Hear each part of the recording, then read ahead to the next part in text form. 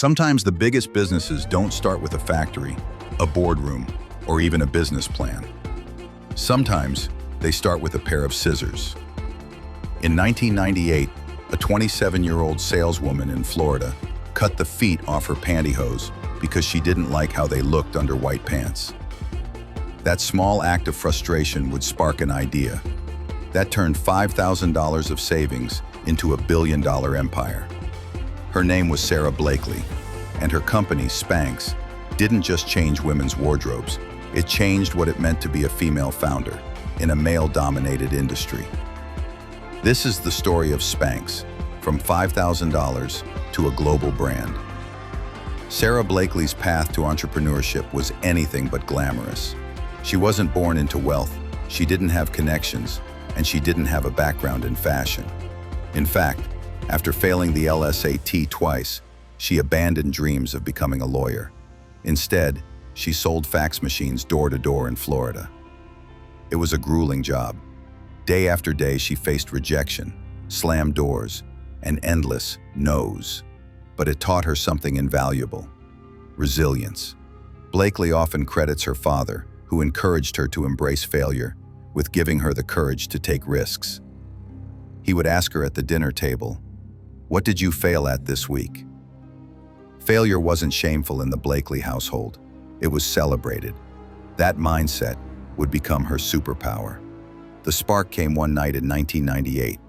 Blakely wanted to wear a pair of white pants to a party, but she didn't like how her underwear lines showed through. Pantyhose smoothed things out, but the reinforced toes ruined the look with open-toed shoes.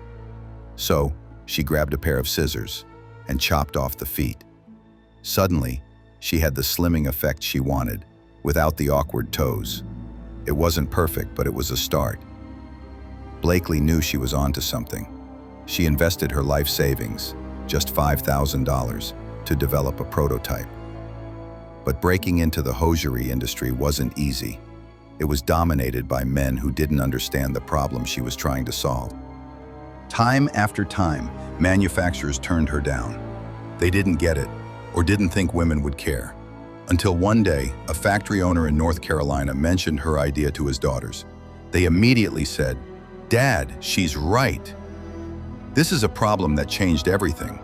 Blakely's prototype became real. Next came the packaging. A bold, quirky design with bright red lettering and cartoon drawings of women.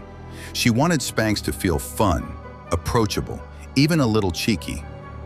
Unlike the beige, boring products that had dominated hosiery aisles for decades. But the true turning point came with a mix of hustle and luck. Blakely managed to get a meeting with a buyer at Neiman Marcus. She did something bold. In the middle of the meeting, she took the buyer to the bathroom and modeled her prototype under white pants. The buyer was sold on the spot. Soon, Spanx was on the shelves at Neiman Marcus, then Bloomingdale's, Saks, and Nordstrom. But even then, Blakely didn't have money for marketing, so she called stores herself, posing as a customer, asking if they carried Spanx. When real customers later walked in, demand already seemed to exist. Then came the moment that changed everything. In 2000, Blakely sent a gift basket of Spanx to Oprah Winfrey. To her shock, Oprah loved the product. That year, Spanx was named one of Oprah's favorite things. Overnight, demand exploded. One endorsement from Oprah was worth millions in advertising. Spanx went from a clever undergarment to a household name. By 2001, sales had reached $4 million. 2 years later, Spanx crossed $10 million, and Sara Blakely became the youngest self-made female billionaire in history. But success came with challenges. Competitors rushed to copy the idea, flooding the market with cheaper knockoffs. Big brands like Hanes and Victoria's Secret tried to muscle in. Blakely's defense was innovation. Spanx expanded from footless pantyhose into full shapewear, leggings, activewear, even men's undershirts. She kept the brand fresh and fun, using humor in marketing instead of shame. Her products weren't about hiding flaws, they were about confidence. Even as the company grew, Blakely remained hands-on. She never took outside investment for the first 16 years, keeping full ownership. In 2012, she surprised the world by announcing she was giving half her fortune to charity through the Giving Pledge, alongside billionaires like Warren Buffett and Bill Gates. Spanx became more than a brand. It became a symbol of female empowerment. At a time when less than 3% of venture capital funding went to women, Blakely had built a billion-dollar company entirely on her own terms. The Spanx story is a masterclass in what can happen when frustration turns into innovation. Sara Blakely didn't wait for permission, and she didn't let rejection stop her. She turned scissors, $5,000, and relentless hustle into a global empire. Her journey shows that sometimes the biggest disruptors aren't in tech or finance. They're in everyday problems nobody else bothered to solve. And it proves that vision, resilience, and persistence can matter more than credentials, connections, or capital.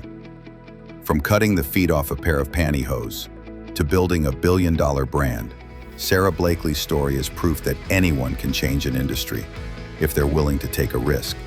And while Spanx was reshaping fashion, another founder was reshaping transportation itself.